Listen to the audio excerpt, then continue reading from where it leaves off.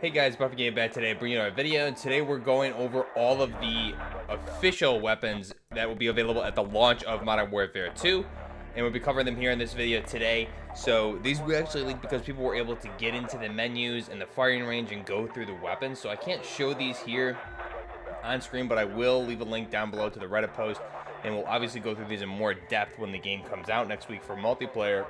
But first off, we'll go through these, and then we have some more leaked information that people were able to get out of the menu. So let's go ahead and go through that. And first off, we have, I want to say first off, I've done a lot of these videos, so it's repetitive doing the all weapons videos, but I did want to cover this, and pretty much all of my guesses early on before we even had our hands in the beta were correct as far as what weapons we would get and what platforms those conversions would be.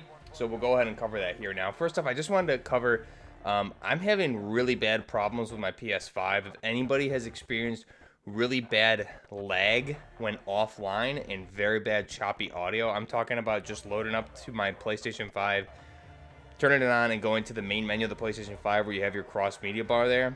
It's extremely choppy audio and it's lagging like crazy just trying to go to select the different icons. If anybody's experiencing anything like that, let me know. It gets extra bad just once in a while. It happened really bad during part of yesterday's stream. I had to end the stream, reset everything, and it's just completely random. I don't know what the problem is. If anybody has experienced this with their PlayStation 5 and has a fix, please let me know. Reach out to me on Twitter or social media or anything like that. Now, jumping into the weapons here. First off, we have for assault rifles, we have the Chimera. So this is going to be the Q Honey Badger firing 300 Blackout with that integral suppressor. We know this has been around. We've seen it in the trailers, and we obviously saw Ghost with it in the campaign missions. We also have the Lockman 556 or the HK33. We have the STB 50 or 556. That is the AUG 556 or the AUG A3. We have the M4. We have the M16, and again, the M4 and M16 are part of the same platform. And then also on top of that, we have a lot of AKs, which are part of the same platform. So we have the AK-103 or the Cast-Off 762. We have the Cast-Off 74U. That's the AKS 74U firing 545 by 39 millimeter. We have the Cast-Off 545, which is the AK-105 firing 545 by 39 millimeter. And then one weapon we haven't seen anything of since the reveal trailer, and I was beginning to doubt whether or not it was going to be in the game, is the M13. So it's covered as the M13B in this. M13B, you can see right off the bat, it's a shorter barrel, so it looks like it's more of an SBR version at base instead of the Sig Sauer MCX Virtus, which is at that base 16-inch barrel. So this is going to be an SBR. I believe it's going to be about a 9 or 12-inch barrel on this. We'll have to wait and see until we get our hands on the weapon and the game comes out. But the M13B, finally, we see it officially in the game, which is really good. So we'll be able to make my favorite LVAW when the game comes out. Really excited for that.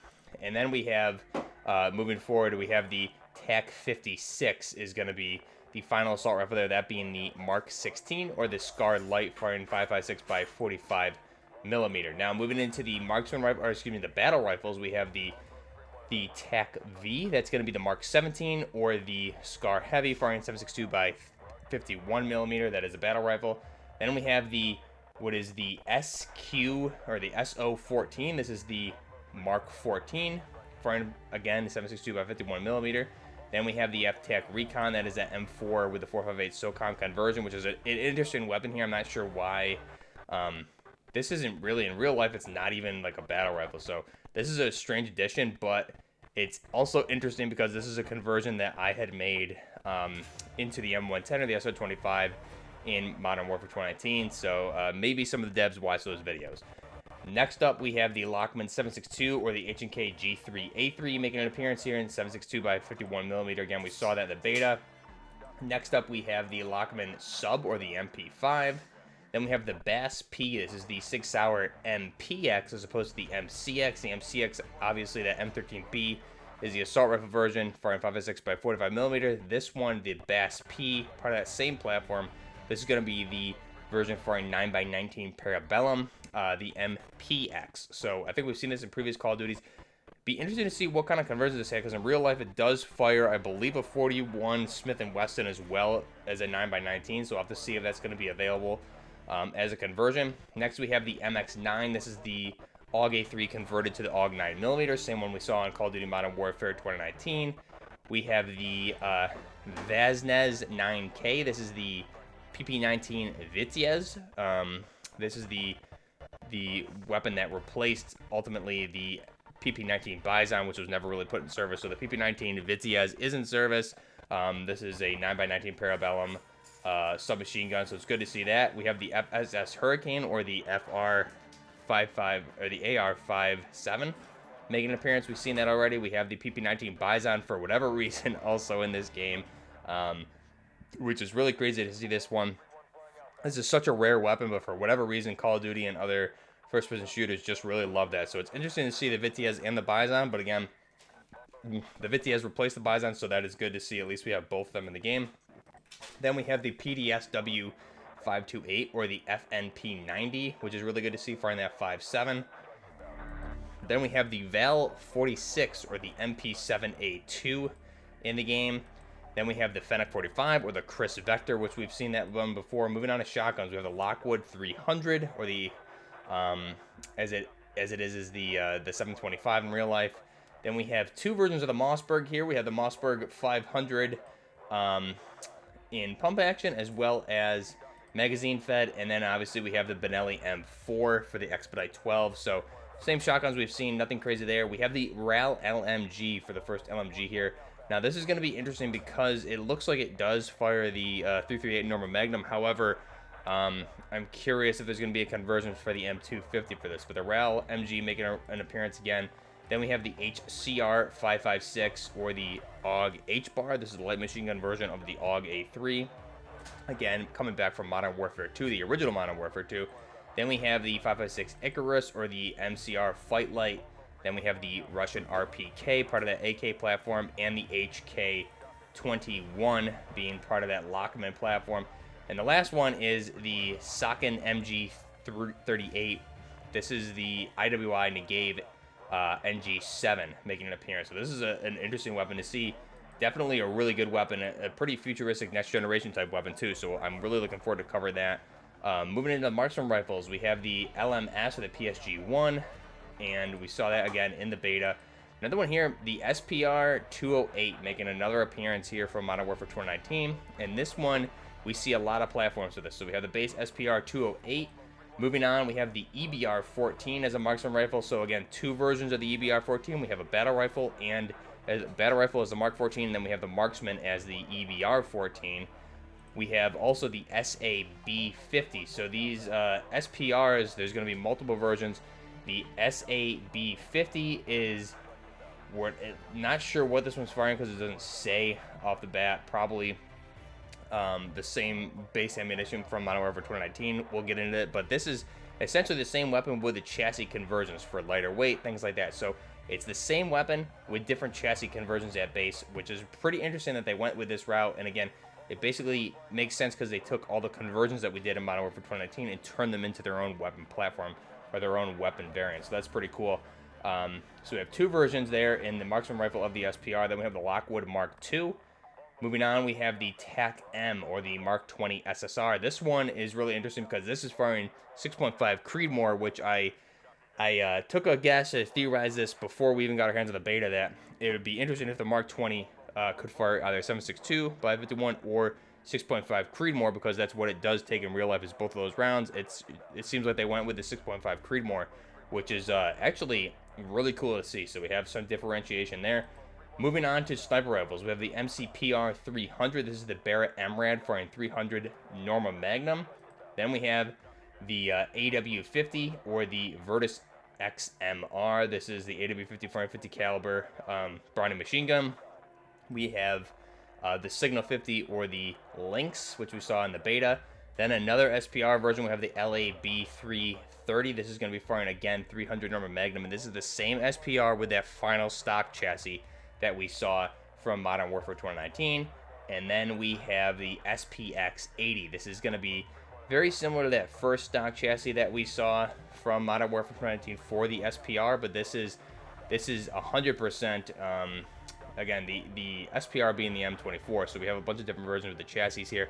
But this one, the SPX 80, definitely is the the XM 2010 from Remington. So this is a really good one to see. 300 Norman Magnum. I know there was a lot of debate going back and forth whether it was a XM 2010 or the MCR. I might be missing whatever one was in Modern Warfare 3. I know I covered it in previous videos because they look so similar. A lot of these sniper rifles these days with this type of chassis design look very similar. This is definitely an XM 2010 from Remington, which is really interesting to see.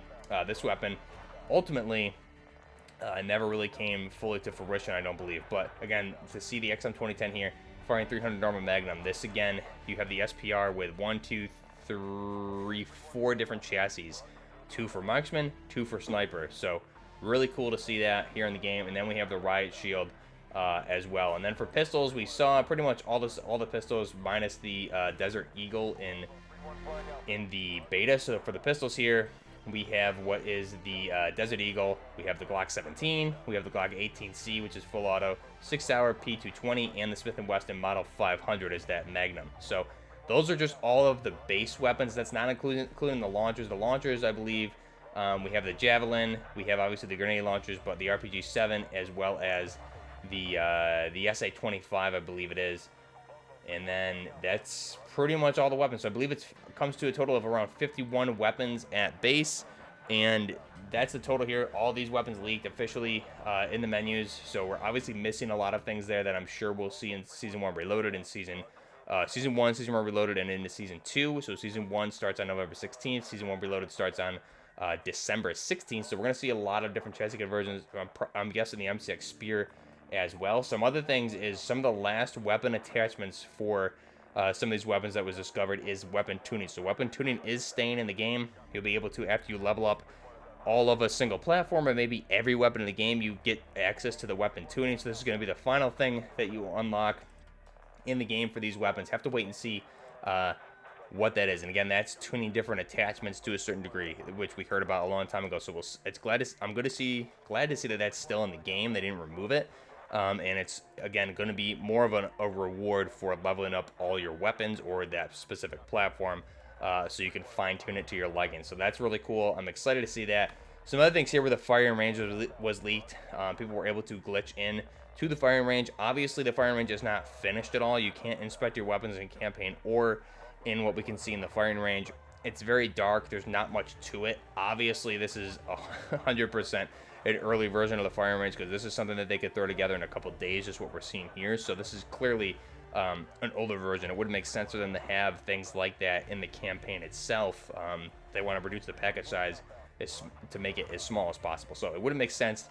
I know people online were saying, oh, well, hopefully it's not the full version of the final firing range, and it's pretty obvious it's not. Just by looking at it, you can't even see in the firing range, and it's not giving you any stats. You can't even see your weapon, so obviously it's not the final version. But again, firing range is going to be very, very clutch for the weapon conversion series. I'm really excited to get in. Look at the variants. Now, this is all of the confirmed weapons in the game that we can see at the main menu at launch. This does not include the other conversions that I'll be able to make, as well as the multiple different variants of the weapons. I think in the beta, just for the attachments we had for the M4 alone, I was able to make 15 different variants. Those variants don't count as quote-unquote platform conversions, so the amount of content we're going to have is just insane on the channel. I'm really excited for it. I saw a lot of different Gucci AKs in the campaign the other day, so let me know down below what you guys think of that. What do you think of the leaks? Did you play through the campaign? Did you like it? I'll be having some missions here on Realism the next couple days, and then we'll be covering the Modern Warfare multiplayer next Friday live on stream. Let me know your thoughts down below. Till next time, Buffner Gaming, out.